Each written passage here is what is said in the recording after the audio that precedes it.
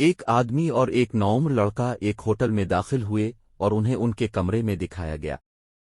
Receptionist نے مہمانوں کے پرسکون انداز اور لڑکے کی پیلی شکل کو نوٹ کیا۔ بعد میں آدمی اور لڑکے نے ہوٹل کے ریستوران میں رات کا کھانا کھایا۔ عملے نے پھر دیکھا کہ دونوں مہمان بہت خاموش تھے اور لڑکا اپنے کھانے میں دلچسپی نہیں رکھتا تھا۔ کھانا کھانے کے بعد لڑکا اپنے کمرے میں چلا گیا اور وہ شخص ریسپشنسٹ سے مینیجر سے ملنے کا کہنے چلا گیا۔ ریسپشنسٹ نے شروع میں پوچھا کہ کیا سروسا کمرے میں کوئی مسئلہ ہے اور چیزیں ٹھیک کرنے کی پیشکش کی، لیکن اس شخص نے کہا کہ اس طرح کا کوئی مسئلہ نہیں ہے اور اپنی درخواست دہرائی۔ مینیجر نمودار ہوا تو اسے ایک طرف لے گیا اور سمجھایا کہ وہ رات اپنے 14 سالہ بیٹے کے ساتھ ہوٹل میں گزار رہا ہے جو شدید بیمار تھا۔ غالباً ایسا ہی تھا۔ لڑکا بہت جلد تھراپی سے گزرنے والا تھا جس کی وجہ سے اس کے بال جھڑ جائیں گے۔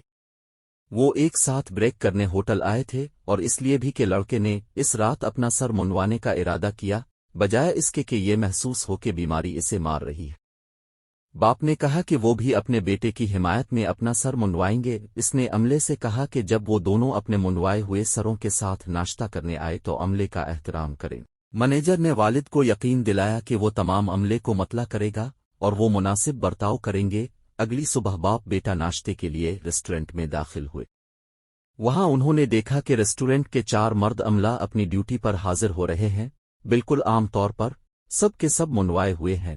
اس سے کوئی فرق نہیں پڑتا کہ آپ کس کاروبار میں ہیں، آپ لوگوں کی مدد کر سکتے ہیں اور آپ فرق کر سکتے ہیں۔ برائے مہربانی اس پیغام کو لائک اور شیئر کرنے کے لیے ایک لمحہ نکال